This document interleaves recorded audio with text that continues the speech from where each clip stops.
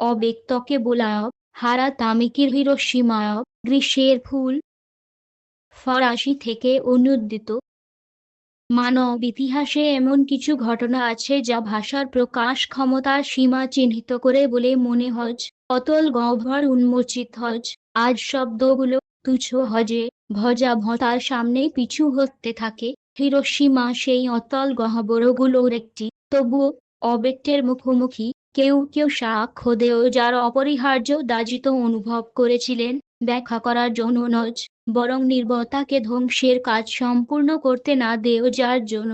এই প্রহরীদের প্রথম সারিতে দাঁড়িয়ে আছেন হারা তামিকি, ১৯০৫ থেকে ১৯৫১, একজন জীবিত সাক্ষী, যার হিরোশিমায়ব, গ্রীষ্মের ফুল শিরোনামে সংকলিত কাহিনীগুলো সমালোচকরা যাকে পারমাণবিক বোমার সাহিত্য গেনবাকু গাকু বলে অভিহিত করেছেন তার অন্যতম প্রতিষ্ঠামূলক রচনা, যে পৃথিবী জ্বলতে থেকে শেষ হজ না তার ট্রিলজি।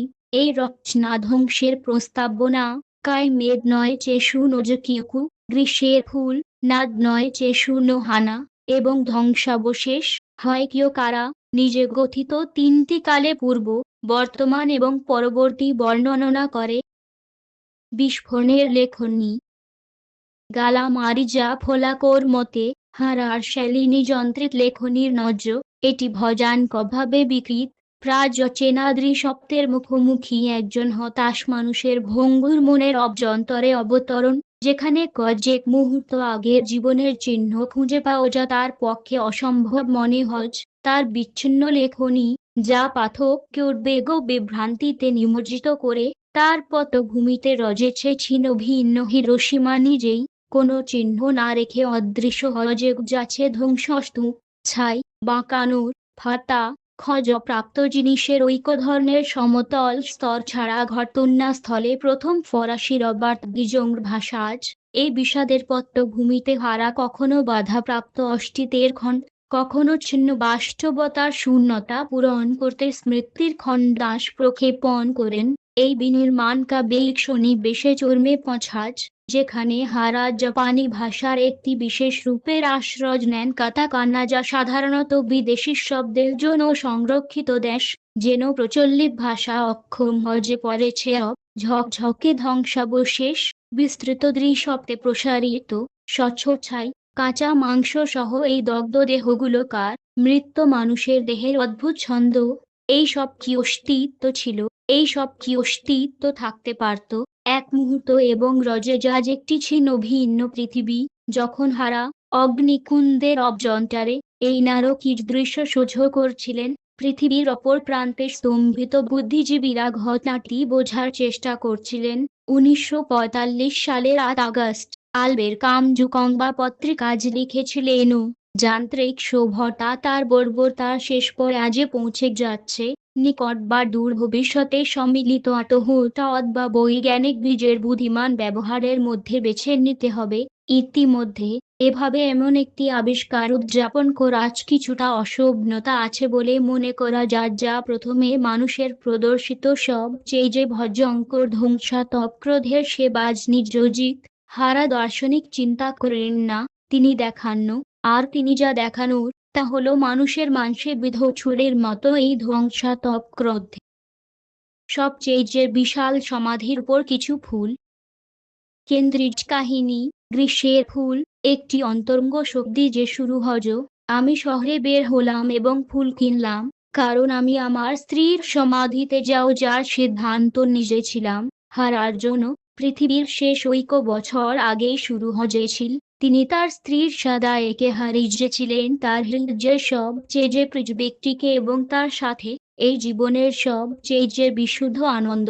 ১৯৪৫ সালের ৬ আগস্টের বিপর্যয় শূন্য থেকে উদ্ভূত কোনো বিচ্ছেদ নয়, বরং একটি ব্যক্তিগত ট্র্যাজেডির দানবীজ বিবর্ধন, যা পারমাণবিক বোমার শিকারদের সম্মিলিত ট্র্যাজেডির সাথে মিশে যায় এবং শেষ পর্যন্ত বিরোধাভাসপূর্ণভাবে একটি অস্তিত্বের কারণ বলার একটি জরুরি প্রয়োজন হয়ে ওঠে।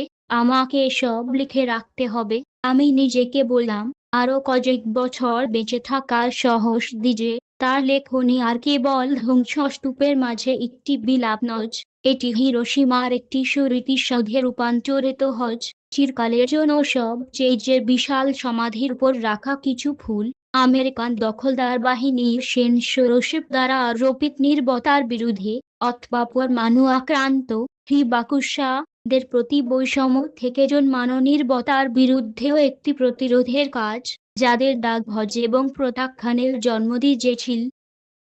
মৃতদের নীরবতা, ঈশ্বরের নীরবতা। কিন্তু এই মিশন যা তাকে বাঁচিয়ে রেখেছিল শেষ পর্যন্ত তাকে চূর্ণ করে ফেলে। 1951 সালে কোরিয়ার যুদ্ধ শুরুর সাথে নতুন হিরোশিমার ভূত দ্বারা তাড়িত যে তিনি একটি বিদায়পত্র স্বাক্ষর করে নূর এখন আমার অদৃশ্য হাজার সমাজ অতীতের চিরন্তন তাজ। কিছুদিন পর তিনি একটি ট্রেনের নিচে ঝাঁপ দেন। নোবেল পুরস্কার বিজয়ী কেনজাবুরো যেমন লিখবেন, তার চূড়ান্ত কাজটি মানব জাতির অন্ধমূর্খতার বিরুদ্ধে শেষ প্রতিবাদের চিহ্ন ছিল। যখন সাক্ষীদের কণ্ঠস্বর নীরব হয়ে যায়, শরীরটি অপরাধের পেছনে ফেলে যাও যা বস্তুগুলিতে আশ্রয় নিয়েছে। কয়েক দশক পরে পারমাণবিক বোমা জাদুঘর পরিদর্শনের সময় ফাদার মিশেল কোজা এই বস্তুগত স্মৃতির মুখোমুখি হন। তিনি ঘড়ি, ডেজাল ঘড়ি, অ্যালার্ম ঘড়ি দেখে আঘাত পান। তাদের কাঁটা চিরকালের জন্য 8:15 স্থির সমাজ স্থগিত।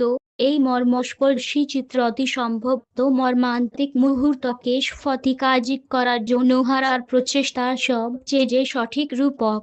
একই চিত্র কোজাকে হিরোশিমায় গ্রীষ্মের ফুলের সাথে নিখুঁত নূর্ণনে একটি সংক্ষিপ্ত কবিতা লিখতে অনুপ্রাণিত করবে।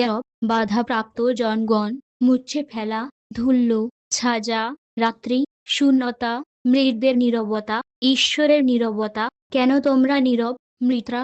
আমি তোমাদের কণ্ঠস্বর শুনতে চাই।